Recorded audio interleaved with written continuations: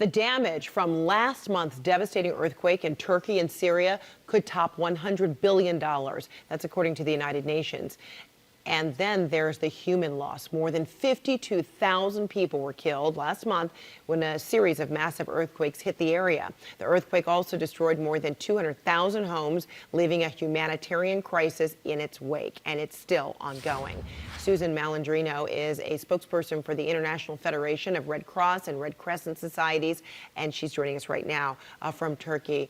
So good to see you, Susan. So I know you've been out in the field, with survivors. What are you experiencing? What's happening on a day-to-day basis right now? Yeah, so it's been more than a month, and people really are just still reeling from this absolute massive devastation. Communities are in crumbles, buildings are down. Really, things are really challenging at this point, and people really still need the basics. We're seeing a lot of need for still people need food and shelter and water. And really, it's taken a toll. The past month has been really challenging. So when there are supplies, and we'll get to what the ongoing needs are, but when there are supplies, how are they getting to people? Because obviously getting around is a gigantic challenge, meaning getting to people who are in need or people in need trying to get to organizations that have set up. Kind of paint a picture for me how that's happening. What are the big challenges there? Yeah, so we're really meeting the challenges here in Turkey. The roads are back open, and we really are able to distribute a variety of goods. Today, I was at a Turkish Red Crescent Center, a social market where people who've lost everything can pick up diapers for their babies. They can pick up boots and shoes and fresh clothes and socks, all of the necessities that you don't even think that you need until you absolutely lose everything. What are some of the things that NGOs, organizations like yours need in order to help distribute?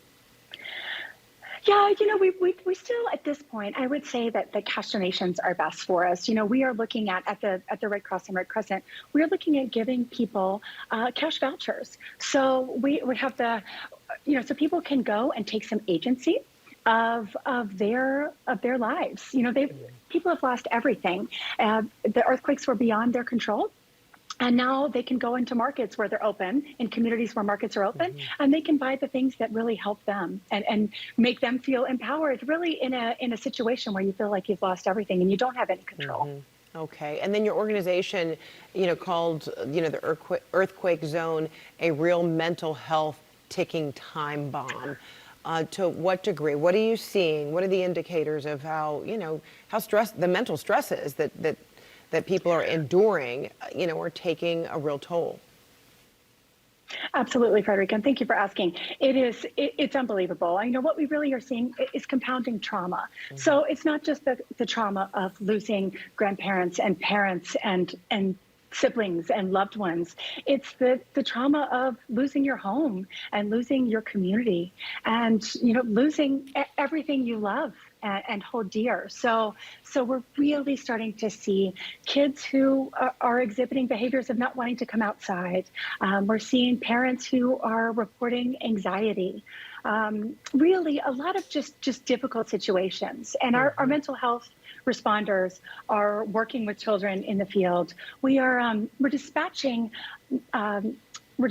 medical teams, and those teams are going out. In addition to providing medical care, they're also providing the psychological aid and really attending to the needs of people on the ground. And I'm sure just looking around and seeing constant reminders of, the rubble,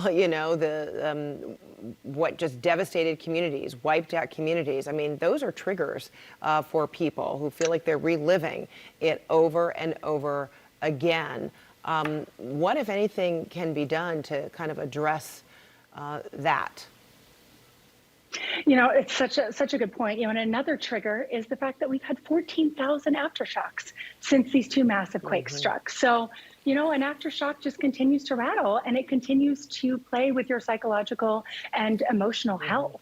So our teams are really working with people on the ground, and we're giving them the tools. So, for example, with children, I went to a child center today, and we did Zumba together. Silly, kids were adorable. I was not, but really shaking off these worries, and providing the space for children to talk about how they feel and talk about their feelings and process their feelings.